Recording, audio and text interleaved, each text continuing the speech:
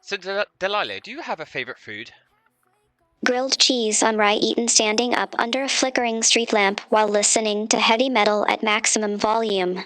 Anything softer feels like feeding a baby turtle, and trust me, there is zero patience for crying reptiles involved in my culinary strategy tonight.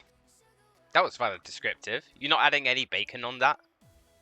Bacon ruins the structural integrity of melted cheddar and turns a simple protein block into a greasy mess that drips on my shirt like sweat. Plus, I specifically ordered the sandwich from the joint that charges extra for meat because I enjoy wasting money on things I hate. Now pass the knife.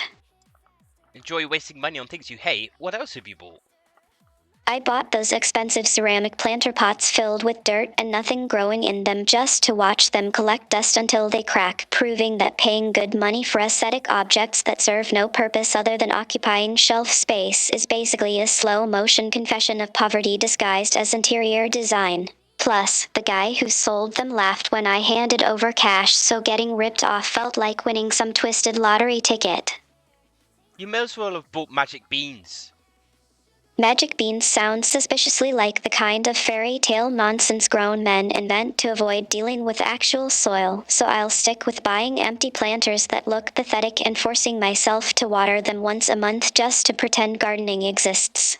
It's better than admitting I might actually grow flowers and ruin my perfectly curated collection of useless rocks. This is when you tell me you've named each rock. Every single pebble sits with a handwritten tag buried deep in the dirt naming it after a failed relationship or a stranger whose shoes looked terrible yesterday. That rock currently labeled betrayed me at 3 a.m. gets special attention during sunset rituals while others wait in line to feel useful by existing near me. So going back to food, your last video you said you love Oreos. Do you still love Oreos? Yes, absolutely, specifically the kind where the cream looks suspiciously like frosting stolen from a funeral cake. Those crunchy chocolate things aren't cookies, they're little bricks designed to destroy the structural integrity of any mouth small enough to eat them alone. Do you have a small mouth?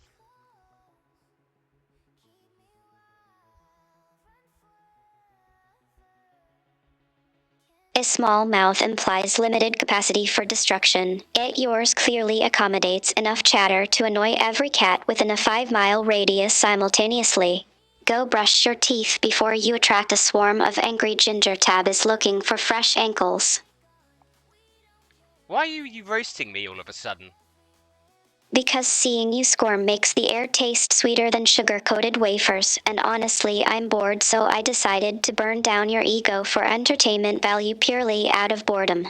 Besides, everyone knows the internet is full of people pretending to care when they mostly just want validation from algorithms, and poking holes in that delusion is basically charity work these days. You think you're doing me a favor? Think what you want, but consider this free therapy session funded entirely by my hatred for your current fashion sense and the sheer audacity of breathing the same oxygen as a certified genius who judges people's shoelaces. Try not to choke on your insecurity too hard, okay? You really have a fascination with shoes. Shoes dictate soul weight, and wearing flat sandals in winter isn't a style choice, it's a death wish waiting to happen. Look at the way you walk and suddenly the pavement looks like quicksand, and I bet if you stood outside barefoot right now a pigeon would decide you belong in its stomach immediately. Somehow I don't think so, but let's change the topic. Fine, switch the channel. But we're talking about why pigeons are actually spy drones sent by the government to steal our secrets via poop analysis, not some dull change the topic game unless you want to hear about the time I tried to teach a hamster to file taxes. Pick a scandalous truth or shut up. I'd rather hear what games you've been playing today. Grand Theft Auto Roman 4. Specifically the mission where you keep missing the truck because you won't turn left fast enough. Are you looking forward to Grand Theft Auto 6? Absolutely terrified because that means more realistic physics, which guarantees I will eventually die falling off a fence twice as high as I am. Enjoy watching your avatar disintegrate into digital confetti while the music plays loudly in your head. Don't worry, you'll just respawn. Respawn feels exactly like waking up naked in a basement covered in your old mistakes anyway. So yeah, count me in for another round of dying on purpose just to see how many times I can break my own bones again. And for that reason, you're not allowed to play Fallout 4. Banning me from Fallout 4 is like banning fish from swimming in water, frankly ridiculous given how much fun it is to stand inside a radiation storm and cheerfully scream it burns. Since you ban me, I suppose I'll just spend my entire hoard of looted gold bars digging ditches in Wasteland Town while listening to country radio stations broadcast exclusively from underwater bunkers nobody visits anymore. And what would you do with your suits of armor? I would dress them in tiny tuxedos and march them down the street announcing my victory while waving brooms.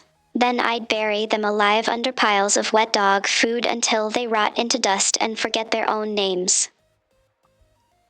You would dress your power armor in tiny tuxedos. Imagine T-60 power armor slowly unclipping its heavy titanium chest plate to slip into a rented tuxedo bought off the mannequin next door. It walks stiffly toward a banquet hall, accidentally stepping through a ceiling fan instead of a doorway, then getting tackled by a giant mutant radroach that thinks the bouquet is edible meat. No, I'm struggling to imagine it. It just doesn't make sense. Fine, maybe the suit looks ridiculous because it's a grown robot trying to wear clothes designed for men who don't weigh 300 pounds of lead and hydraulics. That isn't weakness, that's just physics refusing to cooperate with fashion trends. And if physics did cooperate with fashion trends, what would your favorite fashion trend be? Nothing ever lasts longer than 30 seconds and nothing sticks past the waistline except maybe a pair of suspenders held together by duct tape and desperation. People call it minimalist chic, but I call it holding onto hope while the floor literally swallows you whole. Again, you're banned from Fallout 4.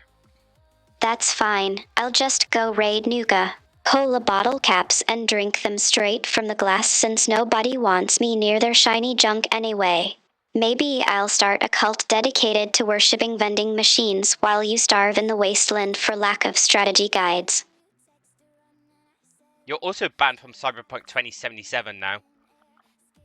Cyberpunk 2087 is already happening and apparently I missed the memo because everyone else seems to have installed brain dances that allow them to breathe the neon air properly. I'm currently living in a dumpster behind a noodle shop eating raw ramen noodles while pretending to hack satellites with a spoon.